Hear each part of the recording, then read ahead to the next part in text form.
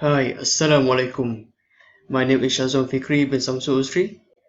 My matrix number 255496. Alright, today I want to share with you guys about one important mechanism or facilities being used by international traders, as you can see from the slide, which is back-to-back letter of credits. Let's jump to the next slide. In this video, we will look at three components, which are what is back-to-back letter of credit, parties involved in back-to-back letter of credit, and how it operates, steps and flows. Then, the first component, what is back-to-back letter of credit? In simple words, we can say that back-to-back letter of credits involve more than one letter of credits used together to finance a transaction, and it involves three parties such as buyer act as importer, seller act as a real exporter, and middleman. Middleman is act which are importer and exporter. But this back-to-back LC, the contract is separate. Okay, the parties involved in back-to-back letter of credit. Let's see. First, the importer, exporter, middleman, beneficiaries, the real exporter, issuing bank act as importers bank, advising bank act as exporter bank, and beneficiaries bank. After we know the definition, back-to-back letter of credits, and the parties involved in this contract, and now let's see how it operates, the steps and the flows. In this case study, we have three parties involved.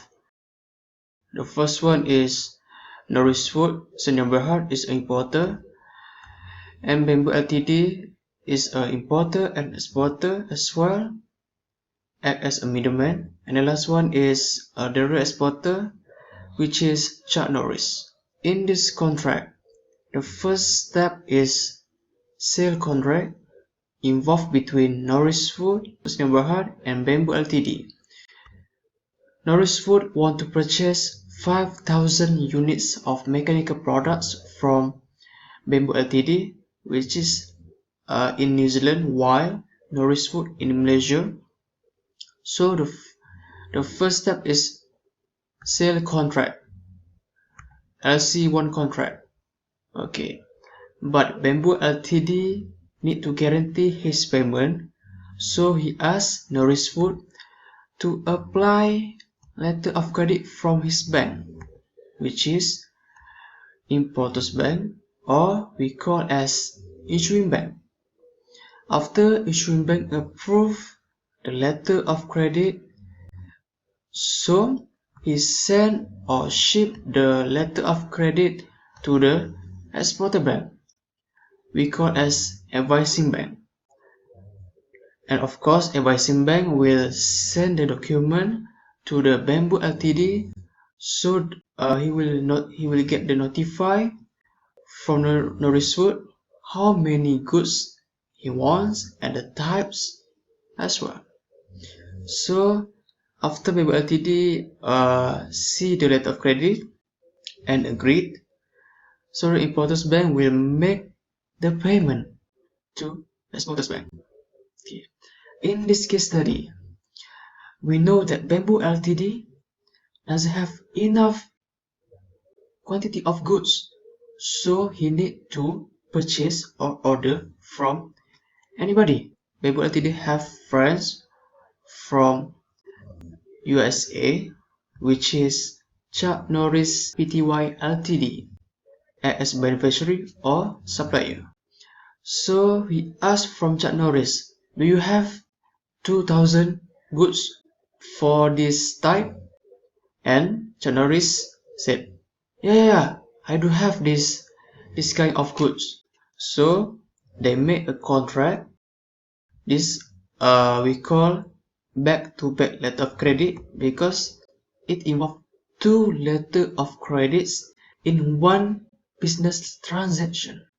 So Bamboo Ltd apply from his bank letter of credit and asked to issue the mechanism to beneficiary's bank.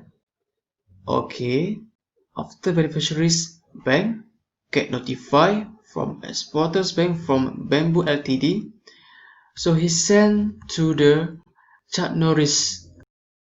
After Chuck Norris agreed and see the document, exporter's bank or Bamboo Ltd will make the payment to the Chuck Norris Pty Ltd. Okay, and the last step, after we make the payment, of course we will ask the exporter to send our goods. Is it true? Yeah, of course true. So Chuck Norris will send or deliver the goods to Bamboo Ltd. The balance of the quantity needed by Bamboo Ltd, which is 2000 units of mechanical products. After Bamboo Ltd get the goods from Chuck Norris, so he will send all the goods that ordered by first importer, which is Norris Food Sdn Bernhard, the 5000 units of mechanical products to the Norris Food. This we call back-to-back letter of credit. Why? Because there is two letter of credit involved, but in separate contract in one transaction. Okay, so we can conclude that Norris Food Sdn Bernhard is a final buyer, while Chuck Norris Pty Ltd is a final seller or the real seller. So what happened to Bamboo Ltd? Bamboo Ltd acts as a buyer and a seller as well. So we call him as a middleman. Okay, why we call Bamboo Ltd is a middleman? Because he involved in two contracts. The first contract with Norris Food, the second contract is Chuck Norris. Bamboo Ltd buys the goods. Bamboo Ltd purchase the unenough goods from Chuck Norris and sell to the Norris Food, the final buyer. In this contract, we know that Norris Food and Chuck Norris have no direct relationship, while Bamboo Ltd have direct relationship with these two parties. So this is why we call him as a middleman. We finish the topics. Thank you.